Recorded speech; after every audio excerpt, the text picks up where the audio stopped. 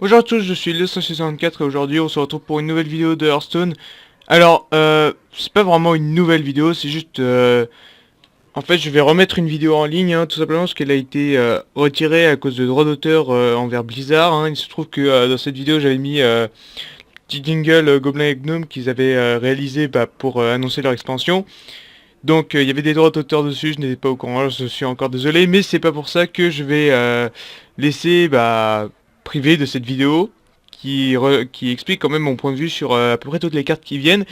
Et en plus de ça, je vais compléter avec de nouvelles cartes qui vont venir. Hein, D'accord, j'ai commencé par le Goblin Sapper, donc c'est en anglais, hein, désolé. Pour 3 de mana, c'est une 2-4. Et ce qui est particulièrement intéressant, c'est qu'il a plus 4 d'attaque si votre adversaire a 6 cartes ou plus dans sa main. Alors, je sais pas si vous arrivez à réaliser un petit peu le truc. Il y a beaucoup de decks contrôle dans la méta, tout simplement pour contrer les decks aggro qui sont sortis avec Naxxramas, quoi, en même temps, hein, les Rals d'Agonie et tout ça. Donc, du coup, il y a eu pas mal de contrôle. Et le problème de cette carte, enfin, c'est un problème, pas vraiment, c'est tout simplement que la plupart du temps, un deck contrôle aura beaucoup de cartes en main. Et largement plus de 6. Ça veut dire que un deck contrôle, c'est genre vous utilisez votre pouvoir héroïque dans les premiers tours et vous jouez rien la plupart du temps. Si les choses deviennent vraiment trop compliquées, bah là vous balancez toute votre main, vous avez toutes légendaires, etc. etc. etc. Et du coup, tour 3, vous avez rarement la capacité de vider votre main entière. Ce qui veut dire que vous avez au moins 6 cartes. 6 cartes tour 3. Ce qui veut dire que tour 3, vous le posez, c'est quand même une 6-4. Ce qui est quand même énorme pour éclater la gueule de votre adversaire. Vous mettez 6 patates si votre adversaire n'arrive pas à au moins enlever une carte de sa main. Ce qui est particulièrement compliqué, surtout pour les handlocks en fait. Je pense que les handlocks ce sont ceux qui vont manger le plus cher dans cette expansion. Hein.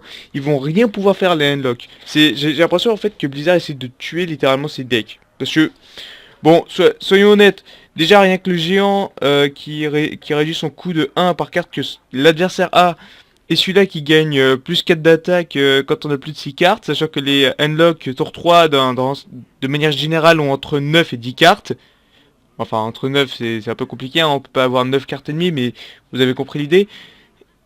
Donc déjà ce bonhomme il va avoir masse d'attaque, vous réduisez le coût du géant. Clairement les deck unlock seront plus très viables. Malheureusement pour eux hein, d'ailleurs, parce que c'est quand même une certaine alternative, bizarre certes, mais assez sympathique pour jouer démoniste. Ensuite, on a le Goblin Auto Barber. Encore en anglais, désolé. Pour 2 de mana, c'est une 2-3, une carte spécifique voleur. Et cri de guerre donne à votre arme plus 1 d'attaque. Alors, le seul serviteur dans le jeu qui buff l'arme en cri de guerre, c'est le Capitaine Vertepeau. Et vous comprenez bien que pour 5 de mana, c'est un petit peu cher. Et ce bonhomme, honnêtement, enfin, je veux dire, ça permet, enfin, comment dire, si vous vous retrouvez à jouer, on va dire, un peu aggro, vous gagnez quand même 2 points de dégâts sur votre arme. Enfin, vous jouez votre arme, vous jouez ce bonhomme, vous gagnez 2 points de dégâts par coup de l'arme, ça vous fait un total de 4 dégâts. Si vous utilisez le poison en plus, je vous dis pas les dégâts que l'adversaire va se prendre. Enfin bref, vous avez compris l'idée au final, je trouve que ce bonhomme il est bon. Honnêtement, il est bon, hein, il fait pas mal de trucs assez sympathiques.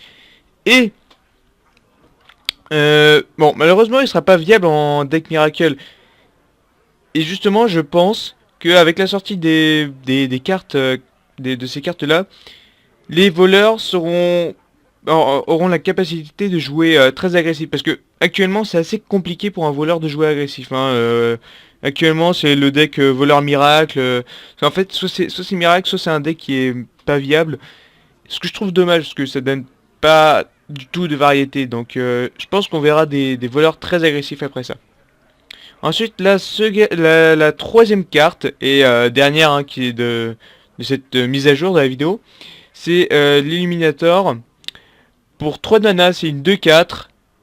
Et si vous contrôlez un secret à la fin du tour, ça vous soigne ça rend 4 points de vie à votre héros. Alors, en gros, qu'est-ce que ça veut dire? Ça veut dire par exemple vous jouez mettons un paladin secret. Vous avez une gardienne ou deux des secrets. Vous balancez tous vos secrets qui coûtent 1 de mana, donc vous buffez à fond vos bonhommes. Et en plus vous posez ça. Enfin vous posez ça le tour qui suit. Et soit, enfin la plupart du temps vous avez des secrets qui vont avec, hein, ça veut dire le venger, vous avez la rédemption, vous avez plein de trucs assez sympathiques qui combo assez bien avec vos serviteurs. Et ce qu'il va faire, c'est que plutôt que d'aller chercher les gardiens des secrets, il va peut-être être tenté d'aller chercher ça, parce que le potentiel agressif est totalement annulé. Sauf qu'il y a la rédemption et le venger, ce qui veut dire qu'elle revient à la vie et qu'elle va quand même vous soigner 4 points de vie. Et bah vos gardiens des secrets seront buffés à mort, ce qui veut dire que ça donnera un vrai potentiel au deck secret. Après je dis paladin, mais ça pourrait être aussi chasseur ou mage. Remarque, mage, je verrais ça dans un deck freeze, pour la simple raison que les blocs de glace, bah au final c'est un secret qui est permanent jusqu'à ce que vous tombez à 0 point de vie. Ce qui veut dire que bah il va tout le temps vous soigner de 4 et avoir un soin permanent de 4, ça vous empêche de mourir en fait. Littéralement, vous pouvez pas mourir. Si vous arrivez à le sauver pendant quelques tours, bah vous pouvez pas mourir, vous avez votre secret sur le terrain. Mais après le seul problème par rapport au mage, c'est que les secrets coûtent 3 de mana. Chez un chasseur ça passe. On joue secret tour 2 parce qu'il coûte 2 de mana et après on l'enchaîne avec ça, on soigne de 4, bon. C'est pas forcément une carte qu'on mettrait dans notre deck chasseur, mais pourquoi pas. Alors que pour le mage, franchement, le secret il coûte 3 de mana, ce qui veut dire qu'on est obligé de soit être tour 2, on pièce le secret et tour qui suit on fait l'éliminator, soit on choisit l'un des deux, ça veut dire on joue d'abord le secret, et on a des chances, si ce n'est pas un bloc de glace, que le secret soit activé avant, donc bon. C'est très bon dans un deck secret, mais pas si bon que ça dans un deck secret mage, malheureusement. Au niveau des stats, c'est franchement très bon. Et donc voilà, c'est le tour des nouvelles cartes qui ont été sorties. Il y a une nouvelle carte qui va être... enfin, elles sont pas techniquement sorties, elles ont été annoncées, on va dire.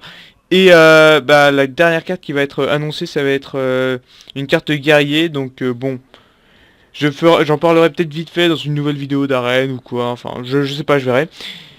Et donc je vous dis pas salut et à plus, tout simplement parce que je le dirai à la fin de la deuxième vidéo où j'aurai fait un montage très astucieux pour que vous ne voyez même pas... Enfin si, logiquement vous verrez étant donné que je l'ai dit. Enfin, vous avez compris l'idée. L'Ennuiotron, donc l'Ennuiotron pour 2 de mana, c'est une 1-2 avec provocation et bouclier divin.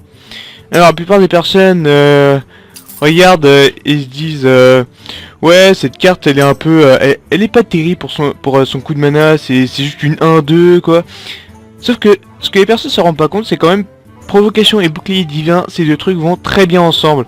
Et ça permet quand même de bloquer pas mal de dégâts. Imaginons que votre adversaire ait joué une aile de mort. Il a une 12-12 sur le terrain. Très bien, pour 2 de mana, vous jouez ce bonhomme. Une 1-2. Provocation avec bouclier divin, il mettra au moins 2 coups, soit ça bloquera 24 dégâts. Ce qui est absolument énorme. C'est un des rares serviteurs, je pense, qui sera quand même que la plupart des personnes seraient contents d'avoir à n'importe quel moment de la partie, parce que ça peut les sauver. C'est un petit peu comme le gnome lépreux. Le gnome lépreux, peu importe le moment à lequel vous l'avez dans la partie, que c'est après le tour 1, genre tour 9 et tout, vous êtes quand même content de l'avoir, vous avez quasiment 2 dégâts assurés sur l'adversaire, ce qui est pas négligeable. Lui c'est plutôt sur d'un côté défensif, mais dans l'ensemble il est vraiment super. Et surtout, je pense que cette carte sera vue dans les decks Zo, pour la simple raison que la raison pour laquelle dans un deck Zo on joue Marcheur du Vide et les Défenseurs d'Argus, c'est surtout pour pouvoir protéger les autres créatures qui sont derrière. Enfin, pour le cas du Défenseur d'Argus, c'est aussi pour le buff. Mais dans le cas du Marcheur du Vide, c'est vraiment pour protéger les créatures derrière. Et l'Ennuiotron fait exactement ça, mais d'une manière mais genre sublime. Ensuite, on a le Blingotron 3000. Alors, assez sympathique le nom. 5 de mana, c'est une 3-4. Bon, c'est... Niveau des stats, ça a l'air moyen. Après, l'effet, c'est équipe chaque joueur d'une arme aléatoire. Donc, l'arme aléatoire, ce sera dans toute la collection du jeu. Hein, dans toutes les armes disponibles dans le jeu. Je sais pas quoi dire.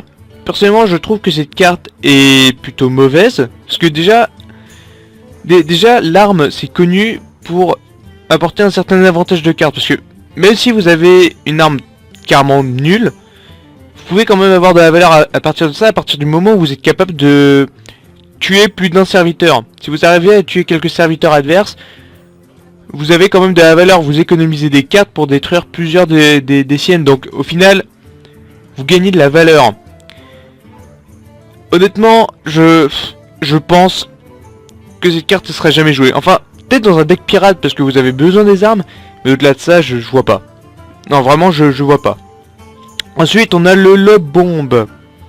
Pour 5 de mana, c'est une 3-3, cri de guerre, inflige 4 points de dégâts à un serviteur adverse aléatoire. Je sais pas quoi dire, c'est 4 points de dégâts, ça a l'air complètement craqué, je veux dire. C'est...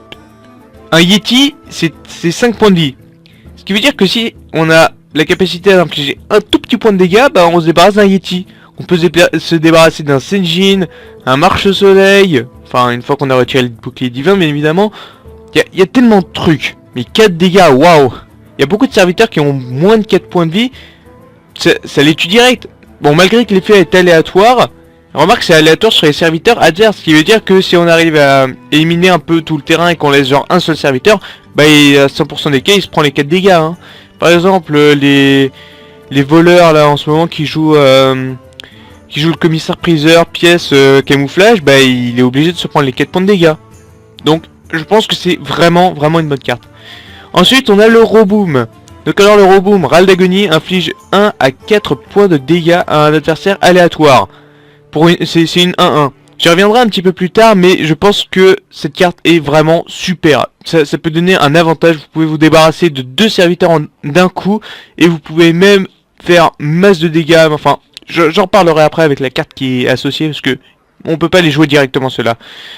Ensuite, on a la lame rebondissante. Pour 3 de mana, inflige 1 point de dégâts à un serviteur aléatoire, recommence jusqu'à ce qu'un serviteur meure. Alors, dans un deck guerrier qui, on va dire, joue quand même pas mal de cartes qui gagnent à prendre des dégâts. On a l'acolyte de la souffrance, fabricant d'armure, etc. Gros mage, bien évidemment. Avec une lame rebondissante, waouh! Déjà, vous pouvez vous débarrasser de tout un terrain adverse, à condition que vous avez assez de chance. Mais franchement, ça peut vraiment avoir beaucoup d'erreurs ce truc-là. Pour 3 de mana en plus, vous pouvez, si vous avez un Ysera sur le terrain, vous pouvez quasiment dire que c'est 12 dégâts. Et encore, ça peut être plus. Si ça rebondit plus sur les serviteurs adverses que sur les vôtres. C'est, dans l'ensemble, super. Ensuite, on a le géant mécanique. Alors, le géant mécanique, il coûte 1 de moins par carte dans la main de votre adversaire. Pour 8-8. Alors, honnêtement, cette carte est juste super bonne dans un deck aggro. Pour la simple raison que quand vous jouez contre un deck contrôle, le deck contrôle essaiera d'avoir beaucoup de cartes en main. Mais beaucoup de cartes en main. Et prenons l'exemple d'un Endlock. L'Endlock il va arriver genre tour 3 ou 4. Il aura déjà 10 cartes en main. Votre géant mécanique, pour lui, c'est une 8-8, il coûtera 2 de mana. Essayez d'imaginer à quel point ça peut être dévastateur contre un deck de ce genre.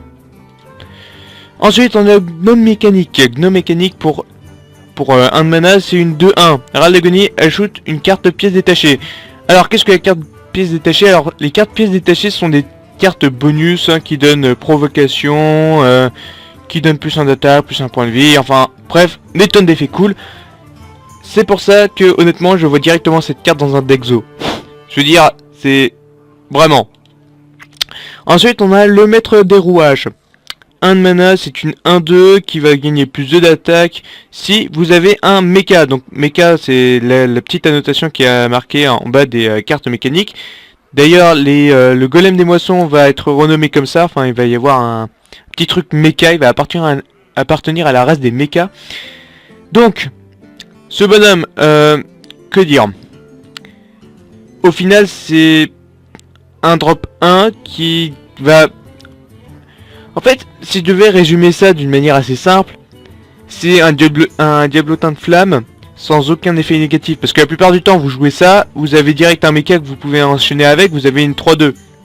C'est un diablotin de flamme quoi, une 3-2 pour 1 de mana, c'est un diablotin de flamme. Sauf que vous prenez même pas les 3 dégâts qui vont avec. C'est vraiment très fort. Ensuite, on a le Dr Boom. Alors voilà le Dr Boom qui va invoquer 2 Roboom 1-1. Alors, déjà, au niveau des stats, c'est une 7 pour 7. Rien à dire, c'est juste parfait. Et en plus, il y a ces 1-1 qui peuvent, si vous avez suffisamment de chance, vous éliminer 2 créatures. Donc, juste imaginez la valeur un petit peu que ce bonhomme peut avoir. Déjà, dans un deck Zo, vous jouez, la plupart des Zo en ce moment jouent le Fossoyeur. Vous jouez ce bonhomme, vous avez déjà 2 râles d'agonie, boum, votre Fossoyeur gagne plus de plus 2. En plus, vous avez un terrain solide, vous gagnez 3 serviteurs pour le prix d'un. C'est déjà pas mal. Mais en plus, au niveau de la valeur pour les échanges, mais c'est juste énorme. Avec chacune des bombes, vous avez la capacité de tuer jusqu'à 2 serviteurs chacune. Donc vous pouvez tuer 4 serviteurs rien qu'avec les bombes. Et considérant qu'il a 7 points de vie, a priori, il va tenir quand même assez longtemps pour se débarrasser de pas mal de bonhommes. Sauf s'il se fait chasseur de gros gibier. Bien évidemment, mais après, voilà, c'est un cas assez particulier. C'est quand même une carte épique qui est pas très souvent jouée ces derniers temps. Peut-être que je me trompe, hein, mais bon. Dans l'ensemble, cette carte a l'air vraiment d'être complètement pétée. Je veux dire, dans l'ensemble, on peut juste considérer que c'est une 9-9 pour 7. C'est vraiment très fort. Ensuite, on a le mécano amplificateur. Pour 4 de mana, c'est une 3-2. Cri de guerre donne à vos autres serviteurs Furie des vents, provocation ou bouclier divin au hasard. Alors, en gros, imaginez vous jouez Zo. Vous avez un terrain assez rempli de plein de petites créatures, toutes mignonnes, toutes sympathiques et tout.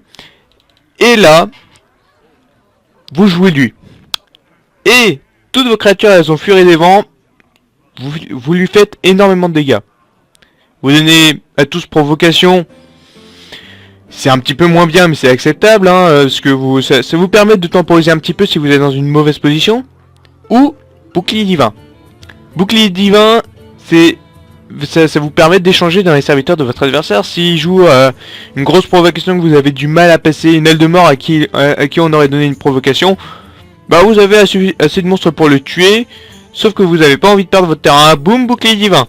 Donc, et encore pire, imaginez un paladin qui jouerait cette carte, il donne à tous ses serviteurs bouclier divin, et boum, vous avez un chevalier de sang. Qui a beaucoup de points de vie et des points d'attaque. Vraiment très forte. Je la verrais vraiment jouer dans beaucoup de decks. Surtout paladin cependant.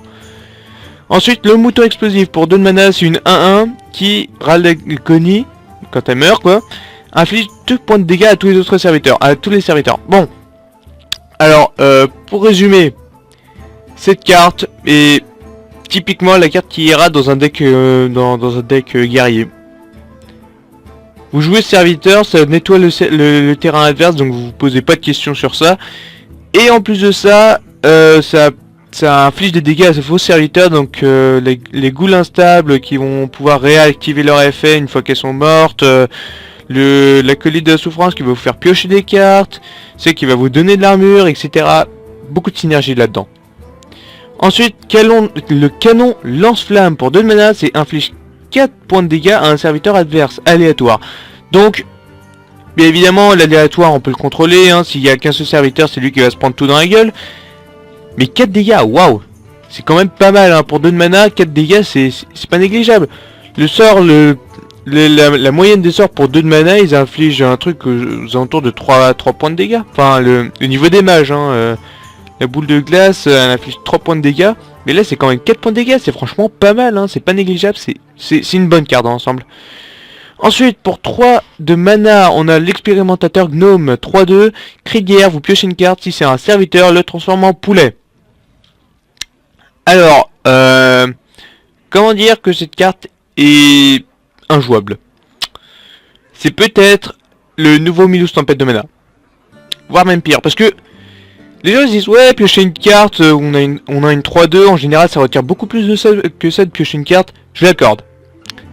Sauf que même dans les decks où vous jouez beaucoup de sorts, les serviteurs que vous avez sont vraiment très utiles.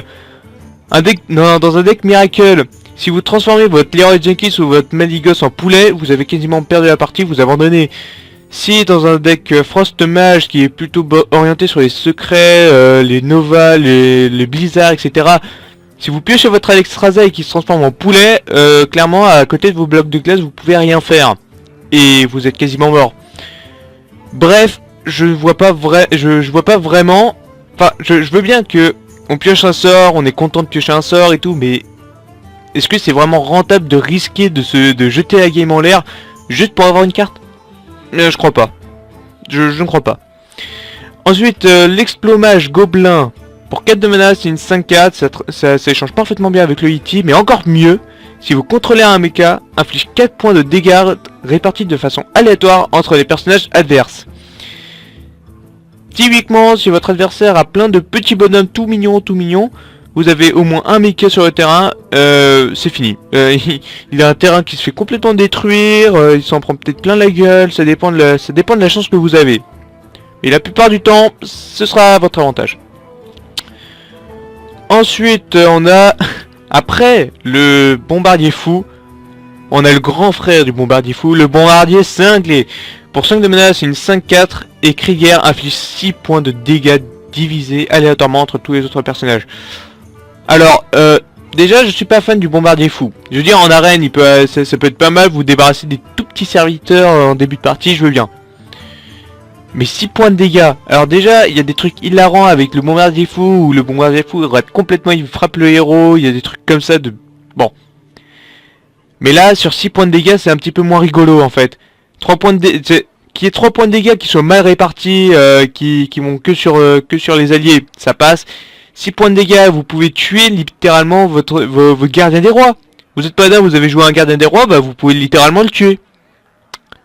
Vous pouvez aussi vous tuer en vous infligeant 6 points de dégâts. 6 points de dégâts, c'est pas négligeable, c'est quand même une boule de feu. Donc, je pense que c'est largement trop. Au moins qu'ils aient réduit le champ au fait... Enfin, ça aurait été bien qu'ils fassent une limitation pour que le héros ne soit pas touché. Parce que se prendre 6 points de dégâts, c'est un peu dur quand même. Ensuite, on a le mecha téléporteur. Pour 2 de mana, c'est une 2-3. Et vos mechas coûtent 1 cristal de moins. Donc... Typiquement, c'est une invocatrice, une petite invocatrice. Sauf que c'est permanent. Ce qui est vraiment super. D'autant plus que, contrairement à l'invocatrice, c'est pas une 2-2, c'est une 2-3. Déjà, elle a beaucoup plus de chances de rester sur le terrain et vous aurez quand même pas mal de valeur avec. Donc, super bonne carte. Ensuite, on a le méca-ingénieur thermojoncteur. Pour 9 de mana, c'est une 9-7. À chaque fois qu'un serviteur adverse meurt, invoque un gnome lépreux. Alors, cette carte est plus fun qu'autre chose, honnêtement, parce que tour 9, avoir des gnomes lépreux, c'est bien. Mais après, il faut avoir un terrain qui est déjà fait. En fait, c'est un petit peu comme quel fusage, je dois dire. Parce que on doit avoir un terrain déjà construit pour pouvoir avoir un grand avantage de lui. Il faut avoir un terrain construit, mais il faut aussi que l'adversaire en ait un et qu'on ait la capacité de tuer ses serviteurs avec les nôtres. Ce qui est un petit peu plus compliqué. Mais, honnêtement, j'aime bien. J'aime bien le concept. Ensuite, on a la micro-machine. Alors, la micro-machine pour 2 de mana, c'est une 1-2 qui gagne 1 d'attaque au début de chaque tour. Alors, le terme, ça peut être un petit peu, ça peut être un peu confus, mais en gros, ce qu'il faut comprendre, c'est que vous le jouez, c'est une 1-2. Au tour de votre adversaire, c'est une 2-2, et quand vous revenez à votre tour, c'est une 3-2. Donc, au final, elle revient assez rapidement au stade classique d'un 2 de mana. Ce qui veut dire que entre le tour, en gros, à chaque fois que vous passez votre tour et que ça revient à votre tour, il gagne plus 2 d'attaque. C'est ce qu'il faut comprendre.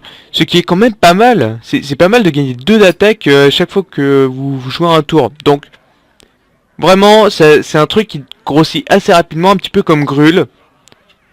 Je dirais pas vraiment comme l'ombre de Naxxramas, parce que c'est vraiment à votre tour, c'est au début de votre tour qu'il gagne +1/+1.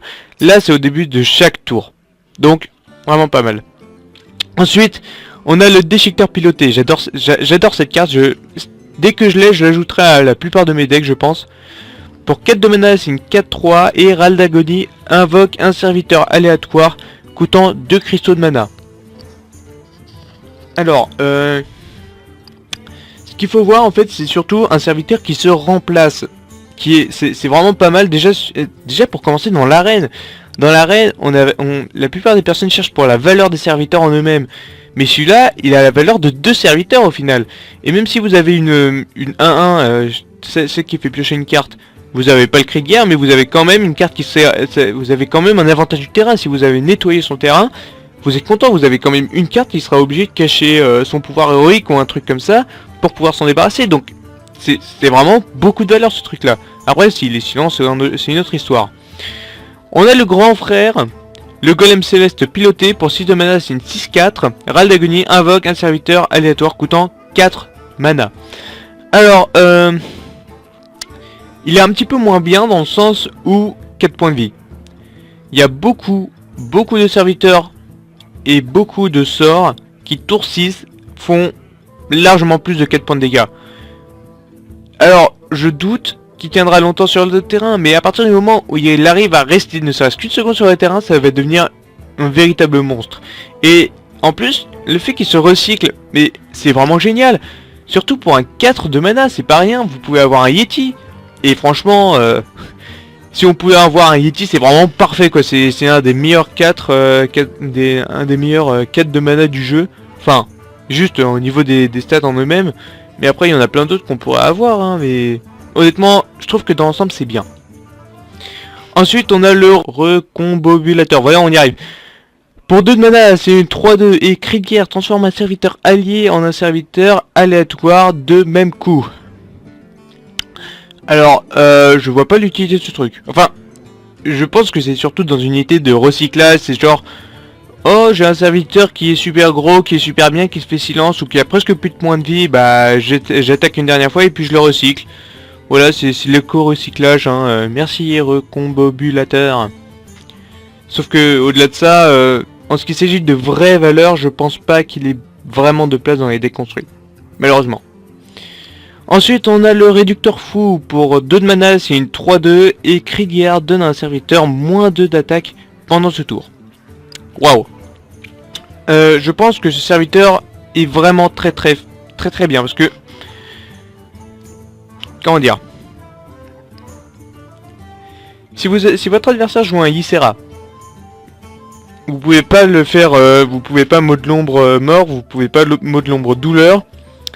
Et ben vous réduisez son attaque et vous pouvez faire mot de l'ombre douleur ou le voler avec une folie de l'ombre ou encore le voler avec la prêtresse, je sais plus, c'est pour 6 de mana, c'est une 4-5 qui vole qui prend le contrôle d'un serviteur avec 2 d'attaque ou moins. C'est vraiment super. Si vous franchement ça peut donner beaucoup de trucs, hein. Il y a un serviteur qui est un petit peu embêtant, qui a 2 points de vie, bah vous réduisez ses points de vie et il est à 0 points de vie, vous utilisez un alchimiste dément et puis vous le tuez instantanément. Il y a vraiment beaucoup de trucs à faire avec ça. Ensuite on a le vieux déchiqueteur de Sneed.